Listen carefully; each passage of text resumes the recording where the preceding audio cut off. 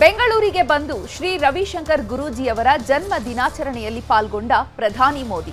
ಪ್ರಧಾನಿ ಸಾಗುವ ಮಾರ್ಗದಲ್ಲಿ ಜಿಲೆಟಿನ್ ಕಡ್ಡಿ ಪತ್ತೆ, ಪೊಲೀಸರಿಂದ ತೀವ್ರ ತನಿಖೆ. ಅಂತೂ ತಮಿಳುನಾಡು ಸಿಎಂ ಆಗಿ ಪ್ರಮಾಣ ವಚನ ಸ್ವೀಕರಿಸಿದ ನಟ ವಿಜಯ್. ಇದರ ಜೊತೆಗೆ ಬಿಡದಿಯ ನ್ಯೂ ಟೌನ್ಶಿಪ್ ಯೋಜನೆಗೆ ವಿರೋಧಿಸಿ ರೈತರಿಂದ ಆಕ್ರೋಶ. ಅನಾರೋಗ್ಯದಿಂದ ಬಳಲ್ತಾ ಇದ್ದ ಸಚಿವ ಡಿ ಸುಧಾಕರ್ ವಿಧಿವಶ. ಈ ಸುದ್ದಿಗಳ ಮಧ್ಯೆ ಬೆಂಗಳೂರಿನಲ್ಲಿ ನಿಲ್ಲದ ಡ್ರಗ್ಸ್ ಮಾಫಿಯಾ ಹಾವಳಿ. ಈ ಕುರಿತು ನಮ್ಮ ರಿಪೋರ್ಟರ್ಸ್ ಗ್ರೌಂಡ್ ರಿಪೋರ್ಟ್ ಮಾಡಿದ್ದಾರೆ.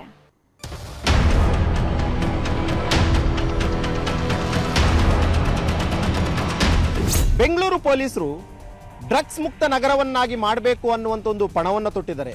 ಅದರಂತೆ ಕೆಲಸನೂ ಕೂಡ ಅಷ್ಟೇ ಮಾಡ್ತಿದ್ದಾರೆ. ಆದರೂ ಕೂಡ ಅಷ್ಟೇ ಪೊಲೀಸರ ಕಣ್ತಪ್ಪಿಸಿ ಬೆಂಗಳೂರು ನಗರಕ್ಕೆ ಕಳೆದ ಒಂದು ತಿಂಗಳಲ್ಲಿ ಬರೋಬ್ಬರಿ 100 ಕೋಟಿಗೂ ಹೆಚ್ಚು ಡ್ರಗ್ಸ್ ಬಂದಿತ್ತು. ಆದರೂ ಕೂಡ ಪೊಲೀಸರು ಬಿಟ್ಟಿರಲಿಲ್ಲ. ಡ್ರಗ್ಸ್ ಅನ್ನ ಸೀಸ್ ಮಾಡಿದ್ದಾರೆ, ಪೆಡ್ಲಾರ್ಗಳನ್ನು ಕೂಡ ಅರೆಸ್ಟ್ ಮಾಡಿದ್ದಾರೆ. ವಿಚಾರಣೆಯ ಸಂದರ್ಭದಲ್ಲಿ ಪೆಡ್ಲಾರ್ಗಳು ಕೂಡ ಅಷ್ಟೇ ಎಲ್ಲಿಂದ ಡ್ರಗ್ಸ್ ಅನ್ನ ತರ್ತಾ ಇದ್ವಿ, ಎಲ್ಲಿಂದ ಗಾಂಜಾ ತರ್ತಿದ್ವಿ ಅನ್ನುವಂಥದ್ದನ್ನು ಕೂಡ ಅಷ್ಟೇ ಬಾಯ್ಬಿಟ್ಟಿದ್ದಾರೆ. ಹಾಗಾದ್ರೆ ಬೆಂಗಳೂರು ನಗರಕ್ಕೆ ಯಾವ ಯಾವ ದಿಕ್ಕಿನಿಂದ ಡ್ರಗ್ಸ್ ಬರ್ತಿತ್ತು, ಹೇಗೆಲ್ಲ ಡ್ರಗ್ಸ್ ಅನ್ನ ತರ್ತಿದ್ದಾರೆ ಅನ್ನೋಂಥದ್ದನ್ನ ಈ ಸ್ಟೋರಿಯಲ್ಲಿ ಹೇಳ್ತೀವಿ, ಕೇಳಿ.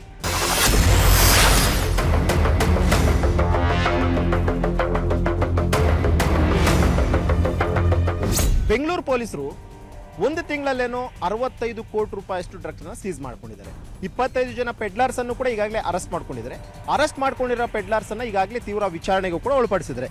ವಿಚಾರಣೆಯ ಸಂದರ್ಭದಲ್ಲಿ ಪೆಡ್ಲಾರ್ಗಳು ಈಗಾಗಲೇ ಪೊಲೀಸರ ಮುಂದೆ ಬಿಟ್ಟಿರುವಂತಹ ಒಂದು ಮಾಹಿತಿ ಏನು ಅಂತಂದ್ರೆ, ಈ ಗಾಂಜಾ ಅನ್ನುವಂಥದ್ದೇನಿತ್ತು ಇದು ಹೆಚ್ಚಿನ ಪ್ರಮಾಣದಲ್ಲಿ ವಿಜಯವಾಡ, ಈ ಅರಕು ಈ ಭಾಗದಲ್ಲಿ ಬೆಳೀತಾರೆ. ಯಾಕಂದ್ರೆ ಅಲ್ಲಿ ಕಾಡಿನ ಪ್ರಾಂತ್ಯ ಹೆಚ್ಚಾಗಿರುವಂತಹ ಕಾರಣಕ್ಕೋಸ್ಕರ ಅಲ್ಲಿ ನಮಗೆ ಕಡಿಮೆ ಬೆಲೆಗೆ ಸಿಗುತ್ತೆ. ಆ ಒಂದು ಕಾರಣಕ್ಕೋಸ್ಕರ ನಾವು ಅಲ್ಲಿಂದ ನಾವು ಅದನ್ನ ತಗೊಂಡು ಇಲ್ಲಿ ನೇರವಾಗಿ ಈ ತರಕಾರಿ ವಾಹನಗಳೇನಿದೆ ಆ ಒಂದು ವಾಹನಗಳಲ್ಲೂ ಅಥವಾ ಗೂಡ್ಸ್ ವಾಹನದಲ್ಲೂ ನಾವು ತಗೊಂಡು ಬರ್ತೀವಿ. ನಮ್ಗೇನು 7 ದಿನ ನಾವು ಟ್ರಾವೆಲ್ ಮಾಡಿದ್ರು, 6 ದಿನ ಯಾರ ಪೊಲೀಸರಿಗೆ ಸಿಕ್ಕಿದ್ರು ಕೂಡ ಅಷ್ಟೇ, ಒಂದು ದಿನ ನಾವು ಅದನ್ನ ಈ ಗಾಂಜಾ ಪೆಡ್ಲಾರ್ಸ್ಗೆ ನಾವು ಸಪ್ಲೈ ಮಾಡಿದ್ವಿ ಅಂತಂದ್ರೆ ಆಲ್ಮೋಸ್ಟ್ ನಮಗೆ ಲಾಭ ಸಿಗುತ್ತೆ ಅಂತಲೂ ಕೂಡ ಹೇಳ್ತಿದ್ದಾರೆ. ಯಾಕಂದ್ರೆ 1 kg ಗಾಂಜಾಗೆ ಆಲ್ಮೋಸ್ಟ್ ಇವರೊಂದು 50 ಲಕ್ಷ ರೂಪಾಯಿ ಕೂಡ ಅಷ್ಟೇ ಈಗಾಗಲೇ ನಾವು ಸಂಪಾದನೆ ಮಾಡ್ಕೊಳ್ತೀವಿ ಅನ್ನುವಂಥದ್ದನ್ನು ಕೂಡ ಈಗಾಗಲೇ ಒಂದಷ್ಟು ಜನ ಅರೆಸ್ಟ್ ಆಗಿರುವಂಥ ಪೆಡ್ಲಾರ್ಸು ಪೊಲೀಸರ ತನಿಖೆ ವೇಳೆಯಲ್ಲಿ ಬಾಯ್ಬಿಟ್ಟಿದ್ದಾರೆ. ಹಾಗಾದ್ರೆ ಇವರು ಯಾರನ್ನ ಪರ್ಟಿಕ್ಯುಲರ್ ಆಗಿ ಟಾರ್ಗೆಟ್ ಮಾಡ್ತಾ ಇದ್ರು ಅನ್ನುವಂಥದ್ದನ್ನು ಕೂಡ ಈಗಾಗಲೇ ವಿಚಾರಣೆ ಮಾಡಿದಂಥ ವೇಳೆಯಲ್ಲಿ ಅತಿ ಹೆಚ್ಚಾಗಿ ಕಾಲೇಜು ವಿದ್ಯಾರ್ಥಿಗಳನ್ನ ಮತ್ತು IT ಎಂಪ್ಲಾಯೀಸ್ ಅನ್ನ ನಾವು ಇವರು ಗುರಿಯಾಗಿಟ್ಸ್ಕೊಂಡು ಈ ಒಂದು ಗಾಂಜಾ ಅನ್ನುವಂಥದ್ದನ್ನ ಇಲ್ಲಿಗೆ ಸಪ್ಲೈ ಮಾಡ್ತಿದ್ರು. ಇಲ್ಲಿ ಬೆಂಗಳೂರಿಗೆ ಒಂದ್ಸಲಿ ಸಪ್ಲೈ ಆದಂತ ಬಳಿಕ ಇಲ್ಲಿ ಸಬ್ ಪೆಡ್ಲರ್ಸ್ ಅಂತ ಇರ್ತಾರೆ. ಆ ಒಂದು ಸಬ್ ಪೆಡ್ಲರ್ಸ್ ನ ಮೂಲಕವಾಗಿ IT ಕಂಪ್ನಿ ಉದ್ಯೋಗಿಗಳಿಗಾಗಿರ್ಬೋದು ಅಥವಾ ಕಾಲೇಜ್ ಸ್ಟೂಡೆಂಟ್ಸ್ ಆಗಿರ್ಬೋದು ಮತ್ತು ಎಕ್ಸ್ಪೆಷಲಿ ಯೂತ್ ನ ನಾವು ಟಾರ್ಗೆಟ್ ಮಾಡ್ಕೊಂಡು ಈ ಒಂದು ಗಾಂಜಾವನ್ನ ಸಪ್ಲೈ ಮಾಡ್ತಾ ಇದೀವಿ ಅನ್ನುವಂಥದ್ದನ್ನು ಕೂಡ ಈಗಾಗಲೇ ತನಿಖೆ ವೇಳೆಯಲ್ಲಿ ಬಯಲಾಗಿರುವಂಥದ್ದು. ಒಂದು ಕಡೆ ಗಾಂಜಾ ಆಯಿತು ಅಂತಂದ್ರೆ ಮತ್ತೊಂದು ಕಡೆ ಈಗಾಗಲೇ ಈ ಕೊಕೇನು, MDMA ಇದನ್ನು ಅತಿ ಹೆಚ್ಚಿನ ಸಂಖ್ಯೆಯಲ್ಲೂ ಕೂಡ ಈಗಾಗಲೇ ಸೀಸ್ ಆಗ್ತಿರುವಂಥದ್ದು. ಅದರ ಬಗ್ಗೆ ಕೂಡ ಅಷ್ಟು ಈಗಾಗಲೇ ಡೀಪ್ ಆಗಿ ಹೋಗಿ ಇನ್ವೆಸ್ಟಿಗೇಷನ್ ಮಾಡೋದಕ್ಕೂ ಕೂಡ ಕಮಿಷನರ್ ಸೂಚನೆಯನ್ನು ಕೊಟ್ಟಿದ್ದಾರೆ. ಯಾಕಂದ್ರೆ ಈ MDMA ಆಗಿರ್ಬೋದು, ಕೊಕೈನ್ ಇದೆಲ್ಲವೂ ಕೂಡ ಅಷ್ಟು ಎಲ್ಲಿಂದ ಬರುತ್ತೆ, ಏನು ವಿದೇಶಿ ಡ್ರಗ್ ಪೆಡ್ಲರ್ಗಳಿಗೆ ಹೇಗೆ ಇದೆಲ್ಲ ಸಿಗ್ತಾ ಇದೆ ಅನ್ನೋದ್ರ ಬಗ್ಗೆ ಕೂಡ ಅಷ್ಟೇ ಕೂಲಂಕುಷವಾದಂತಹ ತನಿಖೆ ಮಾಡುವಂತ ಈಗಾಗಲೇ ಕಮಿಷನರ್ ಕೂಡ ಸೂಚನೆಯನ್ನು ಕೊಟ್ಟಿದ್ದಾರೆ. ಆ ಒಂದು ಸೂಚನೆಯಂತೆ ಅಧಿಕಾರಿಗಳು ಕೂಡ ಇನ್ವೆಸ್ಟಿಗೇಷನ್ ಮಾಡ್ತಿದ್ದಾರೆ. ಹಾಗಾದ್ರೆ ಇದೆಲ್ಲದರ ಬಗ್ಗೆ ಕೂಡ ಅಷ್ಟೇ ನಗರ ಪೊಲೀಸ್ ಆಯುಕ್ತರು ಮಾತನಾಡಿದರೆ ಏನ್ ಮಾತನಾಡಿದ್ದಾರೆ ಅನ್ನೋಂಥದ್ದನ್ನ ಕೇಳಿ. ಡ್ರಗ್ಸ್ ಒಂದು ದೊಡ್ಡ ಸಮಸ್ಯೆ ಎಲ್ಲ ಸಮಾಜದಲ್ಲಿ ಎಲ್ಲ ಕಡೆ ಆಗ್ತಾ ಇದೆ. ಆ ನಿಟ್ಟಿನಲ್ಲಿ ಕರ್ನಾಟಕ ಸರ್ಕಾರದ ಒಂದು 0 ಟಾಲರೆನ್ಸ್ ಟುವರ್ಡ್ಸ್ ಡ್ರಗ್ ಇದೆ. ಆ ನಿಟ್ಟಿನಲ್ಲಿ ನಾವು ಕೂಡ ಬೆಂಗಳೂರು ಸಿಟಿ ಪೊಲೀಸ್ ಒಂದು ಬೇರೆ ಬೇರೆ ಸ್ಕೀಮ್ ನಾವು ಮಾಡಿದ್ದೀವಿ. ಸೊ ಏನೇನು ನಾವು ಕ್ರಮ ತಗೊಳ್ತಾ ಇದ್ದೀವಿ ಆ ಕ್ರಮದ ಫಲ ಸಿಗ್ತಾ ಇದೆ. ಸಾಕಷ್ಟು ಪ್ರಮಾಣದಲ್ಲಿ ಡ್ರಗ್ಸ್ ಸೀಸ್ ಆಗ್ತಾಯಿದೆ. ಅದು ಸಿಂಥೆಟಿಕ್ ಇರ್ಬೋದು ಅಥವಾ ಬೇರೆ ಟೈಪ್ ಡ್ರಗ್ಸ್ ಇರ್ಬೋದು. ಇದರಲ್ಲಿ ವಿಶೇಷವಾಗಿ ನಾವು ಏನು ಕನ್ಸಂಟ್ರೇಟ್ ಮಾಡ್ತಾಯಿದ್ದೀವಿ ಅಂದರೆ ಪ್ರತಿಯೊಂದು ಸ್ಟೇಷನ್ ವ್ಯಾಪ್ತಿಯಲ್ಲಿ ಒಂದು ಡೇಟಾಬೇಸ್ ನಾವು ಕ್ರಿಯೇಟ್ ಮಾಡಿದ್ದೀವಿ. ಡೇಟಾಬೇಸಲ್ಲಿ ಕನ್ಸ್ಯೂಮರ್ಸ್ ಕೂಡ ಡೇಟಾ ಇದೆ, ಪೆಡ್ಲರ್ಸ್ದು ಡೇಟಾ ಇದೆ. ಆ ಎರಡೂ ನಾವು ಕಂಬೈನ್ ಮಾಡಿ ಫಸ್ಟ್ ಟೈಮ್ ಮಾತ್ರ ಏನಾಗ್ತಿದೆ, ನಮಗೆ ಸಾಕಷ್ಟು ಮಾಹಿತಿ ಬರ್ತಾಯಿದೆ. ಆ ಮಾಹಿತಿದ ಆಧಾರದ ಮೇಲೆ ನಾವು ಟೆಕ್ನಿಕಲ್ ಡೀಟೇಲ್ಸ್ ಆಧಾರದ ಮೇಲೆ ನಾವು ಅಲ್ಲೆಲ್ಲಿ ರೇಡ್ ಮಾಡ್ತಾಯಿದ್ದೀವಿ.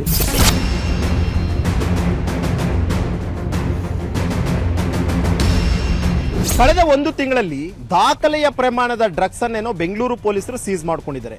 ಹಾಗಾದ್ರೆ ಪೊಲೀಸರ ಕಾರ್ಯವೈಖರಿ ಅನ್ನುವಂಥದ್ದು ಹೇಗಿರುತ್ತೆ ಅನ್ನುವಂಥದ್ರ ಬಗ್ಗೆ ನಮ್ಮ ಪ್ರತಿನಿಧಿ ಗಂಗಾಧರ್ ನಿಮ್ಗೆ ಹೇಳ್ತಾರೆ, ಕೇಳಿ.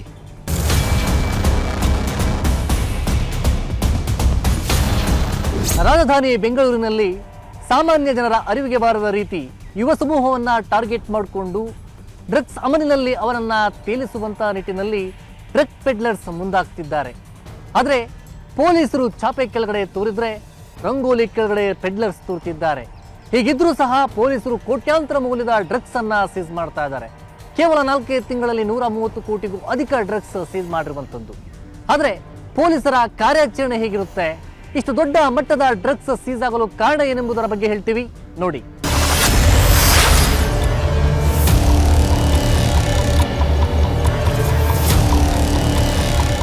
ರಾಜಧಾನಿ ಬೆಂಗಳೂರು ಅಷ್ಟೇ ಅಲ್ಲದೆ ಇಡೀ ದೇಶದಲ್ಲಿ ಡ್ರಗ್ಸ್ ಎಂಬ ಮಹಾಮಾರಿ ಒಂದು ದೊಡ್ಡ ಸಮಸ್ಯೆಯಾಗಿ ಕಾಡ್ತಿದೆ. ಈ ನಡುವೆ ನಗರದಲ್ಲಿ ಕೇವಲ 4 ತಿಂಗಳಲ್ಲಿ 130 ಕೋಟಿಗೂ ಅಧಿಕ ಮೌಲ್ಯದ ವಿವಿಧ ತಲೆಹೇವಾರಿ ಡ್ರಗ್ಸ್ ಪತ್ತೆ ಮಾಡಲಾಗಿತ್ತು. ಅಲ್ಲದೆ ಕಳೆದ ವಾರವಷ್ಟೇ 36 ಕೋಟಿಗೂ ಮೌಲ್ಯದ ಡ್ರಗ್ಸ್ ಪತ್ತೆಯಾಗಿದ್ದು ಪೆಡ್ಲರ್ಗಳ ಬಂಧನವಾಗಿತ್ತು. ಯಾಕಂದರೆ ಪ್ರತಿ ಠಾಣಾ ವ್ಯಾಪ್ತಿಯಲ್ಲಿ ಇದೀಗ ಸಿಟಿ ಪೊಲೀಸರು ಕನ್ಸ್ಯೂಮರ್ ಟು ಪೆಡ್ಲರ್ಸ್ ಎಂಬ ಸ್ಪೆಷಲ್ ಡ್ರೈವ್ ಶುರು ಮಾಡಿದ್ದಾರೆ. ಯಾರ್ಯಾರು ಡ್ರಗ್ಸನ್ನು ಸೇವನೆ ಮಾಡ್ತಿದ್ರು ಅವರ ಲಿಸ್ಟ್ ಮತ್ತು ಪೆಡ್ಲರ್ಸ್ಗಳ ಲಿಸ್ಟನ್ನು ಮಾಡಿಕೊಂಡು ಒಂದು ಕಾರ್ಯಾಚರಣೆಯನ್ನು ನಡೆಸಲಾಗ್ತಾ ಇದೆ. ಈ ಮೂಲಕ ಡ್ರಗ್ಸ್ ಸಪ್ಲೈ ಎಲ್ಲೆಲ್ಲಾಗ್ತಾ ಇದೆ ಅನ್ನೋದು ಪತ್ತೆ ಮಾಡೋದು ಇವರಿಗೆ ಸಹಕಾರಿಯಾಗಿದೆ. ಹೀಗೆ ಒಬ್ಬೊಬ್ಬರ ಮೂಲಕ ಚೈನ್ ಲಿಂಕ್ನಿಂದ ಇನ್ನಷ್ಟು ಡ್ರಗ್ಸ್ ಪ್ರಮಾಣದ ಪತ್ತೆಗೆ ಸಹಕಾರಿಯಾಗ್ತಾ ಇದೆ. ಅಲ್ಲದೆ NCB ಕಸ್ಟಮ್ಸ್ ಅಧಿಕಾರಿಗಳ ಸಹಾಯದಿಂದಲೂ ಡ್ರಗ್ಸ್ ಪೆಡ್ಲರನ್ನು ವಶಕ್ಕೆ ಪಡೆಯುವಂಥದ್ದು, ಡ್ರಗ್ಸ್ ಸೀಸ್ ಮಾಡುವಂಥದ್ದು ಕೂಡ ಆ ಕೆಲಸ ನಡೀತಾ ಇದೆ. ನಗರದಲ್ಲಿ ಡ್ರಗ್ಸ್ ಪತ್ತೆಗೆ ಅಂತ ಇದೀಗ ಒಂದು ಸ್ಪೆಷಲ್ ಟೀಮನ್ನೇ ಮಾಡಿದ್ದಾರೆ. CCB ಪೊಲೀಸರು ಇಡೀ ಸಿಟಿಯಾದ್ಯಂತ ಎಲ್ಲ ಕಡೆ ಕಾರ್ಯಾಚರಣೆ ನಡೆಸಿ ಪ್ರತಿ ವಾರವೂ ಡ್ರಗ್ಸ್ ಸೀಸ್ ಮಾಡ್ತಾ ಇದ್ದಾರೆ. ಅಲ್ಲದೆ ಫಾರಿನರ್ಸ್ ಆಗಿರ್ಬೋದು ಅಥವಾ ಹೊರ ರಾಜ್ಯದವರಾಗಿರ್ಬೋದು, ಅವರು ಸಿಟಿಯಲ್ಲಿ ಹೆಚ್ಚಾಗಿ ಬಳಕೆ ಮಾಡುವಂತಹ ಕನ್ಸ್ಯೂಮರ್ಸ್ ಟಾರ್ಗೆಟ್ ಮಾಡಿಕೊಂಡು ಸಪ್ಲೈಯನ್ನು ಮಾಡ್ತಾ ಇದ್ರು. ಇದೀಗ ಅವೆಲ್ಲವೂ ಕೂಡ ಸ್ವಲ್ಪ ತಹಬದಿಗೆ ಅಂದರೆ ಕಂಟ್ರೋಲ್ ತರುವಂಥ ನಿಟ್ಟಿನಲ್ಲಿ ಸಿಟಿ ಪೊಲೀಸರು ಮುಂದಾಗಿದ್ದಾರೆ. ಇನ್ನು ಒಂದೇ ದಿವಸದಲ್ಲಿ 12,050 ಶಾಲಾ ಕಾಲೇಜುಗಳಲ್ಲಿ ಒಂದು ಜಾಗೃತಿ ಮೂಡಿಸುವಂತಹ ಕೆಲಸವನ್ನು ಮಾಡಿದರು.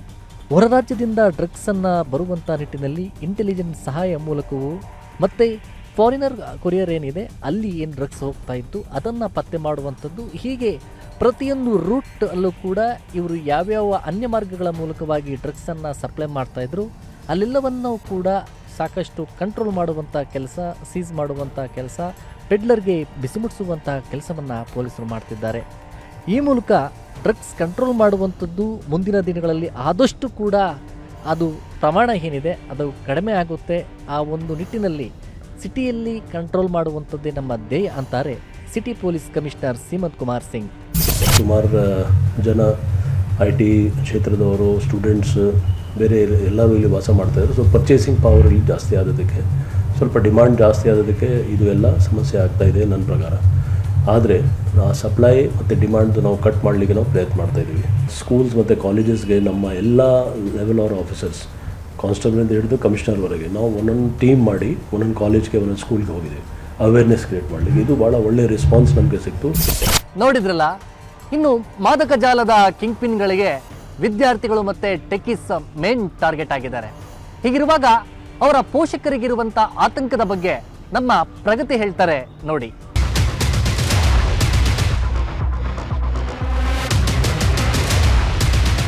ಬೆಂಗಳೂರು ನಗರದಲ್ಲಿ ಶಾಲೆ, ಕಾಲೇಜು ಮತ್ತು ವಸತಿ ನಿಲಯಗಳಲ್ಲಿ ಮಾದಕ ದ್ರವ್ಯ ವ್ಯಸನಿಗಳ ಸಂಖ್ಯೆ ಹೆಚ್ಚಾಗ್ತಾ ಇದೆಯಂತೆ.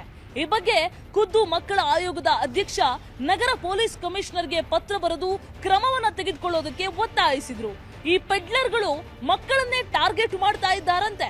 ಈ ಪ್ರಕರಣಕ್ಕೆ ಸಂಬಂಧಪಟ್ಟ ಹಾಗೆ ಪೋಷಕರು ಏನ್ ಹೇಳ್ತಾರೆ ಕೇಳ್ಕೊಂಡು ಬರೋಣ ಬನ್ನಿ.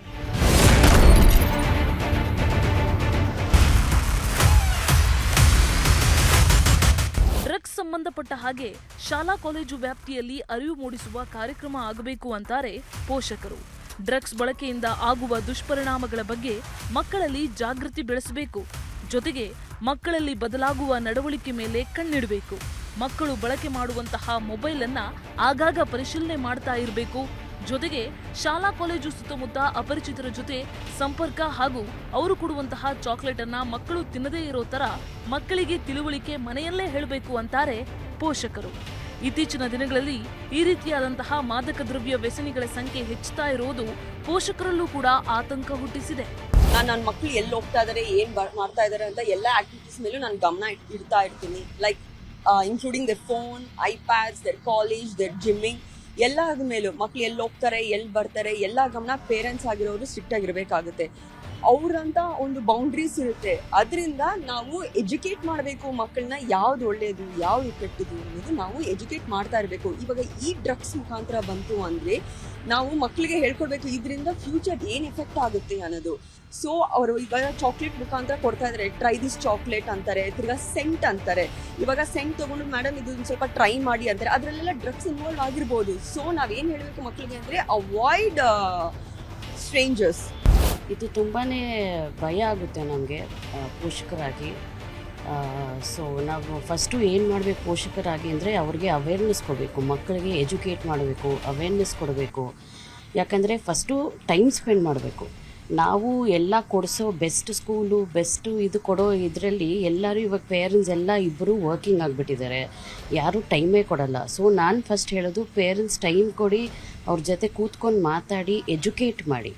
ಅದು ಕಂಡು ಬಂದ ಕೂಡಲೇ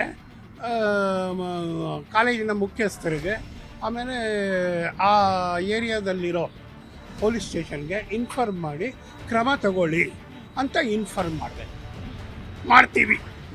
ನಮ್ಮ ಮಕ್ಕಳ ಮೇಲೆ ಹೇಗೆ ನಿಗಾ ಇಡ್ತೀವಿ ಅಂದರೆ ಅದೇ ಬಂದಾಗ ಅವರ ನೇಚರು ಅವರ ಆ್ಯಕ್ಟಿವಿಟೀಸಲ್ಲಿ ಕಂಡುಹಿಡಿದು ಅದ್ರ ಪ್ರಕಾರ ತಿಳ್ಕೊಬೇಕು ಅಷ್ಟೇ.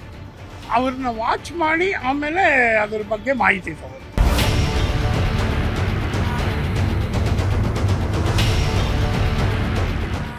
ಈ ಪೆಡ್ಲರ್ಸ್ಗಳ ನಿರ್ಮೂಲನೆ ಮಾಡೋದಕ್ಕೆ ಪೊಲೀಸ್ ಇಲಾಖೆ ಮಾಡ್ಕೊಂಡಿರುವಂತಹ ಪ್ಲಾನ್ ಏನು, ಇವರನ್ನ ಮಟ್ಟ ಹಾಕೋದಕ್ಕೆ ಇಲಾಖೆಯ ಮಾಸ್ಟರ್ ಪ್ಲಾನ್ ಬಗ್ಗೆ ಕಾರ್ತಿಕ್ ಎಕ್ಸ್ಪ್ಲೇನ್ ಮಾಡ್ತಾ ಹೋಗ್ತಾರೆ ನೋಡಿ.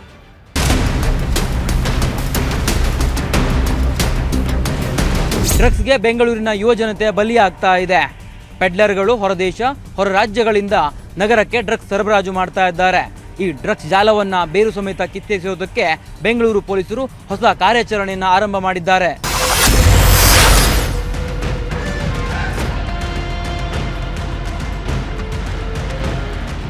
ಬೆಂಗಳೂರಲ್ಲಿ ಇತ್ತೀಚೆಗೆ ಡ್ರಗ್ಸ್ ಪತ್ತೆಯಾಗಿರೋ ಅಂಕಿ ಅಂಶಗಳನ್ನು ನೋಡಿದ್ರೆ ನೀವು ಬೆಚ್ಚಿ ಬೀಳ್ತೀರಾ.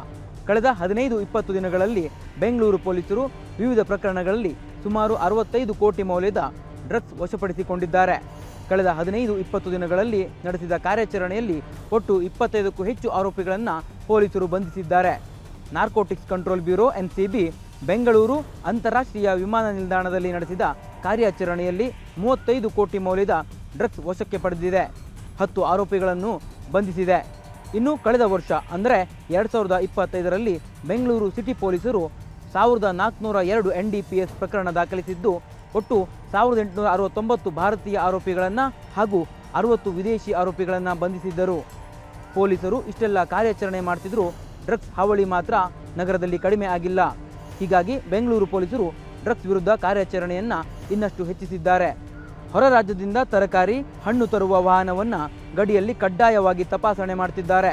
ಡ್ರಗ್ಸ್ ಮಾರಾಟ ಜಾಲದಲ್ಲಿ ಈ ಹಿಂದೆ ತೊಡಗಿಸಿಕೊಂಡಿದ್ದ ಆರೋಪಿಗಳ ಮೇಲೆ ಬೆಂಗಳೂರು ಪೊಲೀಸರು ಕಣ್ಣಿಟ್ಟಿದ್ದಾರೆ. ಅವರ ಚಲನವಲನಗಳನ್ನು ಪೊಲೀಸರು ಸೂಕ್ಷ್ಮವಾಗಿ ಗಮನಿಸ್ತಾ ಇದ್ದಾರೆ.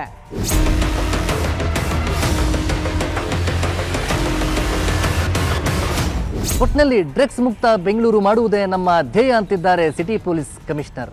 ಆದರೆ ಇಷ್ಟು ದೊಡ್ಡ ಮಟ್ಟದ ಡ್ರಗ್ಸ್ ರಾಜಧಾನಿ ಪತ್ತೆಯಾಗ್ತಿರುವಂಥದ್ದು ಒಂದು ದೊಡ್ಡ ಆತಂಕಕಾರಿ ಬೆಳವಣಿಗೆ ಆಗಿದೆ.